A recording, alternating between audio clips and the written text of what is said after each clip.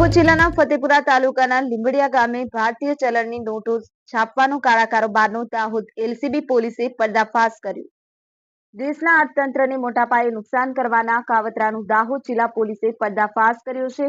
દેશના અર્થતંત્રને નુકસાન પહોંચાડવાના ઈરાદે નકલી નોટો છાપી 8 રાજ્યોમાં ફરતી કરવાના આ કાળા કારોબાર ગુજરાત રાજ્યના ગ્રામીણ વિસ્તારોમાં પણ ફેલાવવાનો પ્રયાસ આરોપીઓ દ્વારા કરવામાં આવતો હોય.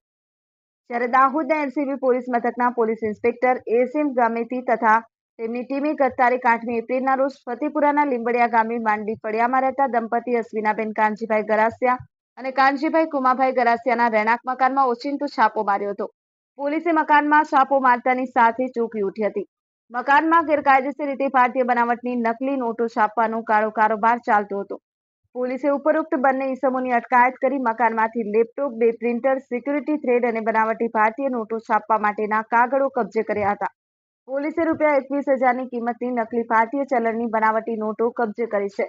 ભારતીય તંત્રને નુકસાન પહોંચાડવા માટે અશ્વિનાબેન અને કાનજીભાઈને મુકેશ કામોડ, રાકેશભાઈ પારગી અને અન્ય એક ઈસમ નાઓનું લેપટોપ, પ્રિન્ટર, સિક્યુરિટી થ્રેડ નંગ 143, કાળી પટ્ટીવાળા કાગળો નંગ 332 વગેરે મુદ્દામાલ પણ કબજે કર્યા છે.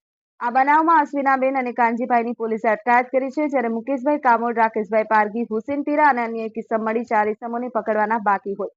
આ સંબંધે દાહોદ એલસીબી પોલીસે આ નકલી ભારતીય ચલણીની નોટોના કાળા કારોબારનો પર્દાફાશ કરી અન્ય ફરાર આરોપીઓ વિરુદ્ધ ગુનો નોંધી આગળની કાયદેસરની કાર્યવાહી હાથ ધરી ધરપકડના ચક્રો ગતિમાન કર્યા છે.